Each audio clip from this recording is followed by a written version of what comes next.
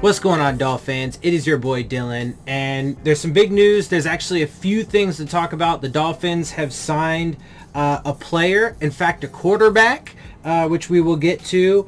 But there's also other relevant news from around the league that I want to talk about as well. And there's this article that I want to go through that's discussing the Dolphins' offseason approach.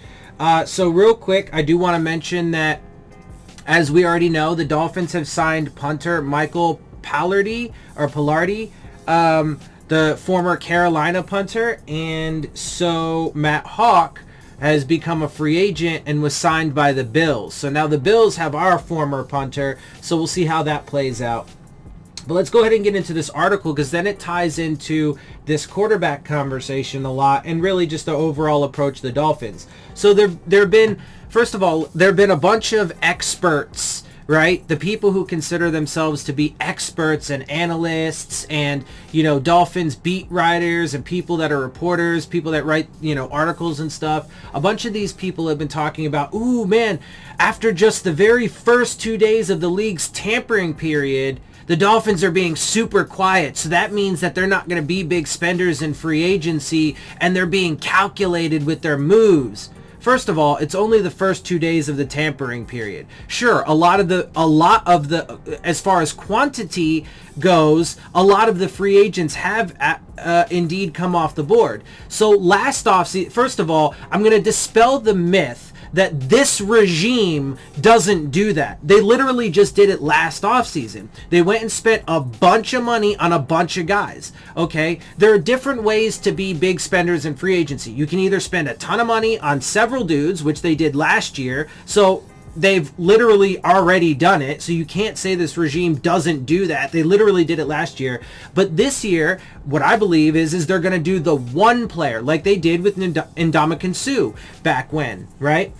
They're going to do that with Deshaun Watson, right? So to say that, if they go the entire free agency period and then hit the draft and then go through the second wave of free agency and they're not big spenders, then you can say that they weren't. But to say it now is absolutely ridiculous, especially since it's only been 2 days. It's true they've been quiet, but that's not necessarily because they intend to be the entire time. I hope that's the case. I don't want them to be big spenders. You guys know that's not how I like doing business. But they've said that they are going to be extremely active. Now, a lot of the targets that people have been reporting, like Aaron Jones, for example, have come off the board. There's reports that they're really pushing for David Andrews, the Patriots center. They just took a previous Patriots center, Ted Karras, and he's going to be a free agent now, and so they're probably going to move on from him. Another player that you can add to the list of a player that they brought in that didn't really work out as great as they wanted to, and now they're likely getting rid of. They haven't yet. They still could re-sign him. Anyway, whatever. Let's not get too far down that rabbit hole. Let's stay kind of focused. I think you guys get the point, though. But so this article, Kyle Krabs, Dolphins reinforce the new normal with cautious approach to free agency. Again, that's absurd to say as definitive, like a lot of these people are, when free agency doesn't actually begin until tomorrow. This is just the legal tampering period a couple days beforehand, right? So to say that they're, again, first of all, they did it last year. So it's ridiculous to say that this regime is setting a new normal of not doing that. They literally did it last year, okay? And they said they were going to be active this year, and they have been. They just haven't signed anybody yet. But again, to me, it's not that. Now, again, if they go the entire free agency period and they don't do any big splash signings or end up being big spenders, then they will have proven me wrong. I hope that's the case. But there is a lot of information out there that is saying they're doing it so that what they're doing is leading up to them getting Deshaun Watson and making that one big splash signing. That's why, they're doing weird shit like signing a punter when they don't really need to. When they sign Sethan Carter, a fucking tight end special teams guy that's done nothing in his career, when you have tight ends that you already fucking can rely on, right? And then why they haven't really done much else. Isaiah Wilson, they swing, a trade. They give away some of their draft capital, go get that guy, right? And they think that that's going to be a way to solve the problems on the offensive line. They're not really going to put a lot of investment into it because their big investment is going to be in Deshaun Watson, right? And so, like, even with these wide receivers, why haven't they, and a lot of the Dolphins fans are saying, well, why haven't they signed one of these wide receivers to put around Tua yet? They're going to be gone by the time the Dolphins get to it, right? Because they're saving everything and they're making preps to go get Deshaun Watson. That's all they care about. Anyway, I hope I'm wrong about that, but that is what I evaluate. All right, let's go through this article. Entering the 2021 offseason, Dolphins fans knew that this cycle would help give us our most clear perspective on who the Miami Dolphins are as an organization under this current regime.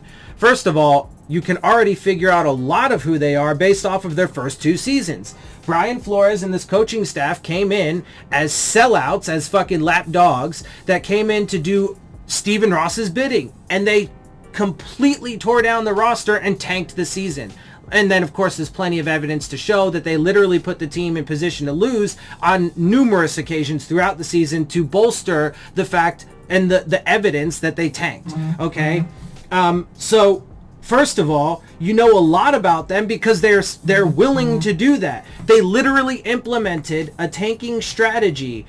So, I mean, I would never do that. I would never do that. That's not who I am, right? I cannot go in and try to lose. Anyway, and then they were big spenders in free agency last offseason. We know who Stephen Ross is. We know who Chris Greer is. Okay, it's not like we don't know who these fucking guys are. All right, and they're staying pretty fucking on par with their previous, whatever. And so, yes, this will give us a lot more data, that's true, but we already got an idea of who these guys are. Miami, who started off their rebuilding process with a bold, ambitious teardown of the roster that equaled the likes we haven't seen very often. First of all, saying it bold, ambitious is a flowery, sugar-coated way of saying it. They destroyed the fucking roster. That's a fact. They absolutely demolished the roster. And he says here, a teardown of the roster that equaled the likes we haven't seen very often. There's never been a teardown to the degree that the Dolphins have done it. And all of the examples of teams that have legitimately tanked, the most recent one obviously would be, the Bears? Right? Anyway. Whatever. No. God damn it. I'm blanking right now. You guys know who I'm talking about.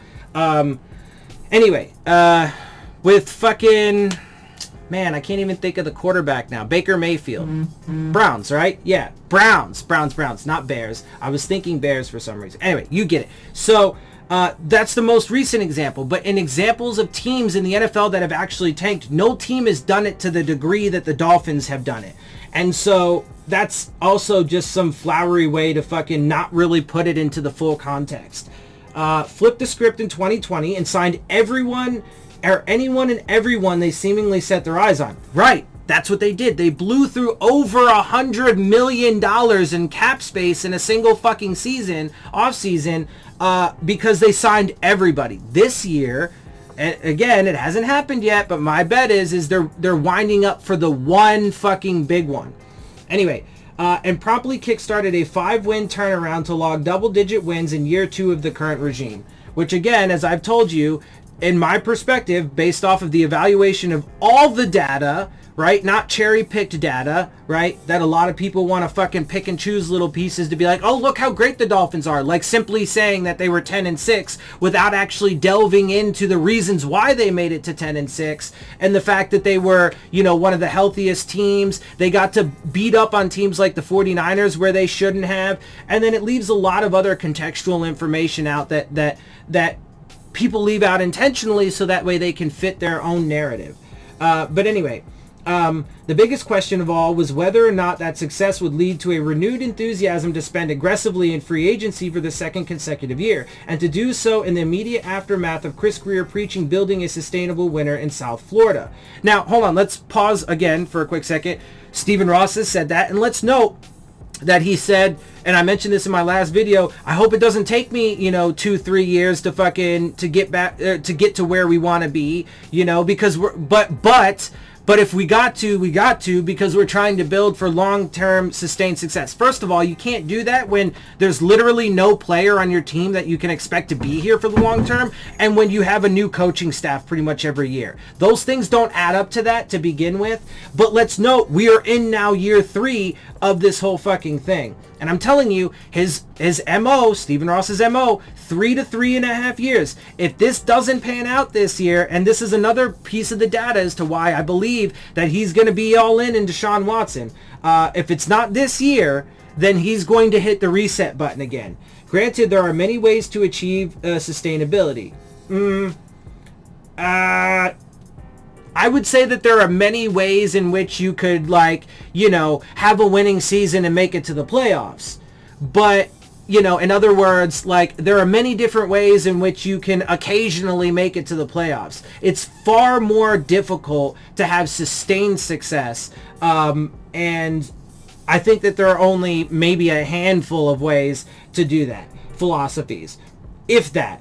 But a young Dolphins team that has plenty of young talent and growing up to do, locking themselves into a fixed salary cap situation would have been equally as bold as the teardown the Dolphins undertook to build up flexibility with the roster in the first place, which they haven't done. To be able to argue that they've done those things, again, who the fuck is going to be on this team for the long term, dude?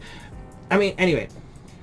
Let me digress. And had the Dolphins come out and gobbled up many of the names that were rumored to be tied to the team, that's exactly where the Dolphins would be. Instead, defensive end Carl Lawson signed a monster deal with the New York Jets. Matt Judon inked a similar size deal with the New England Patriots, and offensive linemen such as former Packers center Corey Lindsey are also off the board. There are some frustration among Dolphins fans that the team was not more active in providing help to young quarterback Tua Tagovailoa on day one of the legal tampering period, but the big picture view shows Miami is committed to learning from the sins of their past. Miami has been so influenced with winning in a timely manner under past regimes that they've all been able to do so is spin their tires as they've tried to climb into position to contend. And with the team actually on the cusp of developing into the kind of contender this franchise could have only dreamed about in the first decade of direction under team owner Stephen Ross, the 2021 offseason served as the ultimate test. Okay, there's a lot there. First of all, the 2021 offseason's not even close to over, you moron! He talks about it as if it's done, and they just weren't big spenders at all. It's not the case. It's not even close to over. Secondly, under Stephen Ross, we know who Stephen Ross is. What do you mean, bro? What do you mean? They've committed to learning from their past sins. This is all Stephen Ross does. The only thing the dude knows how to do when it comes to building a football team is just throw a god fucking ton of money at it and a bunch of fucking picks and thinks that that's gonna fucking do the do. And it hasn't. You think he's gonna fucking learn from those sins now? No. The dude's only fucking 3 years older and more desperate. The dude wants a fucking franchise quarterback like nobody else, bro. What are you fucking talking about? I'm telling you, again, to be clear and to be fair, I don't have direct evidence for this, but I guarantee you it was because of him that fucking Brian Flores went back on his word after the 49ers game saying, oh, there's no reason to put fucking Tua in fucking garbage time because what are you going to see just to do it against the Jets? Guarantee that was on Stephen Ross's fucking demand. And then he became the starter the next week because of Stephen Ross. Because he wanted to know if the guy that they just fucking tanked 2019 to go get is going to be the guy that gets him there.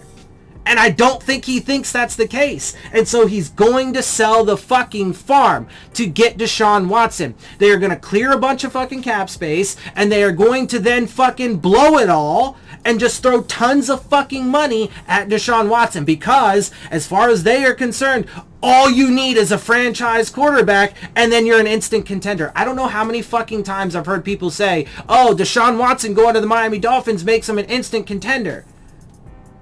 No, it doesn't. Because, one, Deshaun Watson was in Texas last season, and if he alone makes whatever team he's on an instant contender, well, they weren't even close. Not only that, but they say that because, the Dolphins' defense was so dominant, so he's going to have that. Well, first of all, it wasn't really that dominant, but okay, if you want to roll with that narrative, they've already lost several guys from that defense. What the fuck are you talking about? Like, it's fucking stupid. What do you fucking mean? People are retarded. Like, again, off-season's not over, and all of the evidence suggests that they're just simply ramping up. But let's continue. Could the Dolphins resist temptation? It appears as though they have. Dude, free agency doesn't start until tomorrow. Just because they didn't sign 7 guys to big name free agent contracts like they did last year doesn't mean that they are not going to be big spenders in free agency. I swear to God, when this happens, again, I don't want them to do this because I don't think it's going to be the right decision. But having said that, if they do trade for Deshaun Watson, oh my God, you better believe that I will be having a motherfucking great time laughing at all the idiots who were like, oh look, the Dolphins are not going to be big spenders. They've learned from past sins. Blah, blah, blah, blah, blah. I'm going to have a great fucking time saying that they weren't going to trade for Deshaun Watson and all that shit. Man, I can't fucking wait for that to happen if that happens. And in the grand scheme of things, I don't want it to happen because it's not the right decision. But I will take my little bit of enjoyment to tell everybody, I told you so. And if they don't do that, then guess what I'm going to do? I'm going to be like, I was wrong. The Dolphins were not big spenders in free agency. They did not go after Deshaun Watson. And they do think that Tua is going to be the guy, at least for this year. I mean, but even if you think that's the case, they're not doing the things that would be necessary, because why then haven't they signed a wide receiver? I mean, they have like $30 million in cap space, even with the couple guys that they've signed, to this point. They need like half of that to sign their rookie class and whatever, right? So they could fucking fit in a wide receiver now, one of these top wide receivers that they're apparently targeting, Juju Smith-Schuster or Kenny Galladay. Why haven't they done it? They're going to be gone out of free agency before they get there, right? And that's what Dolphins fans are saying. Because, bro, they don't think Tua's the dude. All right, let's continue on. Barry Jackson said this in a tweet. Dolphins have made clear in contact with some agents that they're looking for value signings. That doesn't preclude one splashy signing, of course, but they've called today on multiple second, third tier players at need positions who could come cheaply. Okay, the way I read that is different than the way a lot of people read that. The way I read that is yes, of course, because that's all they're going to be able to sign once they've done the Deshaun Watson trade. Their big fucking thing is going to be Deshaun Watson. They are going to do that. So all they are going to be, but that might not come into fruition until a couple weeks from now. There's definitely a big possibility that they might. So the Dolphins, in their preparations to get him, are not signing anybody now, which means everybody's going to be off the board. They know that. So they're calling teams and calling people and agents about second and third tier guys, the guys that I would take anyway, because they know that they're not going to have the cap space because it's all going to go to Deshaun Watson. That's what I think. That's how I read this, and that's how I read what the Dolphins have done. Hold on, but there is more. Let's continue this article, and then there's more news from around the league that helps to back all this up.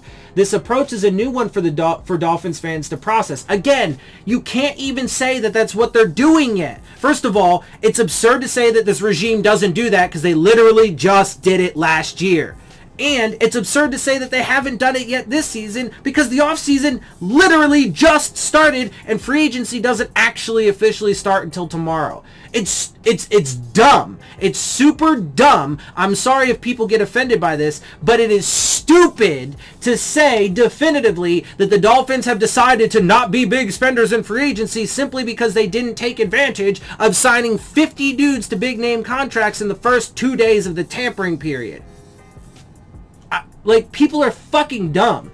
Anyway, as was evidenced by the negativity on social media about Miami's quiet start to the process. But if the definition of insanity is doing the same thing repeatedly and expecting different results, Miami's calculated approach to the salary cap space and willingness to shop for bargains and allow some hits to materialize as a result is a far departure from last decade of Dolphins football. last decade of Dolphins football where they have done that is Stephen Ross's MO. Who the fuck thinks that Stephen Ross, as he continues to get older and more desperate for a winner, he's going to just fucking stop throwing resources at it? Who in their right mind thinks that he's going to do a fucking 180 and be like, you know what? What I need to do is stop spending, gobs of money and throwing tons of resources, when they literally did that last year, when they literally tanked the 2019 season to accumulate all those resources so they could spend it. I mean, it's insane.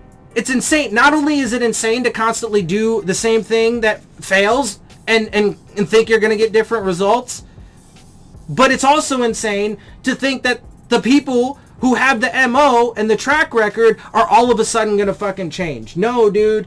No. All right. Anyway, so let's continue on, because that's the article now, and that's really the bulk of the conversation. But there's a little bit more interesting information that needs to be talked about. So first and foremost, to add to this, the Texans today signed Tyrod Taylor. He's one of the guys, now that Ryan Fitzpatrick has left in free agency to go to Washington football team, he was one of the guys that people were like would be a really good backup to bring in for Tua. Now, not only is he off the board, but he went to the Texans.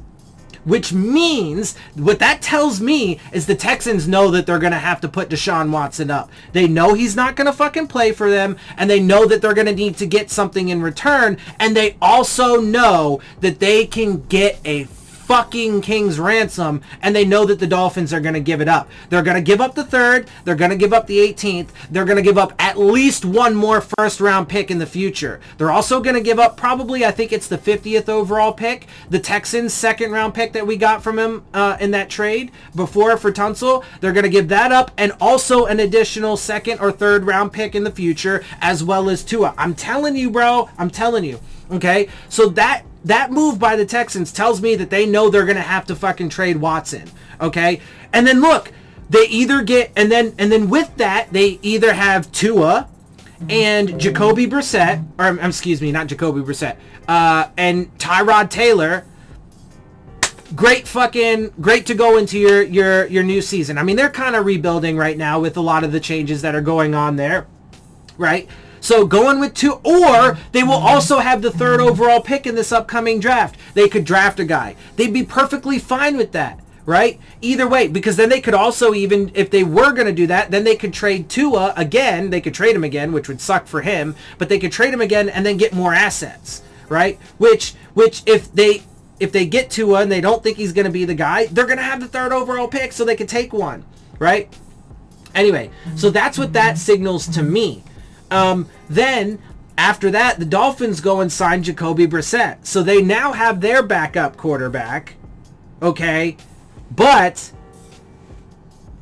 I'm telling you, he's going to be the backup to Deshaun Watson and to not Tua. I mean, we'll see. We shall see. But that's what I'm guessing is going to happen. Also, let's note that the Dolphins have signed running back Malcolm Brown. So cool. But again, former running back, Rams running back Malcolm Brown averaged more than 4 yards per rush in LA, now lands in Miami. That's cool. But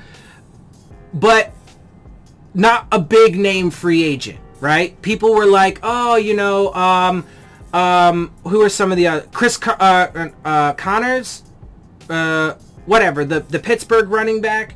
And then I'm blanking right now on a lot of these people's names. Or Carson from Seattle, right? But those are the bigger name free agent signings or Marlon Mack that would come with a much bigger price tag. This dude doesn't, right? Jacoby Brissett doesn't come with a very big price tag. Set to earn $5 million this year, and the Dolphins now have $25 to $28 million. But I'm telling you, they are definitely going to clear more cap space. It's unreasonable to think that they're not going to clear more cap space. Regardless of whether they intend to sign Deshaun Watson or not.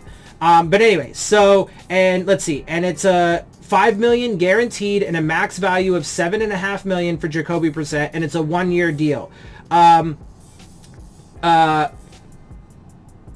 But yeah, so they've got their backup now on a cheap deal. They just signed a cheap running back, right? That is not one of the big name guys. Telling you, bro, they're not signing a lot of big name free agents because they're going to go after the one.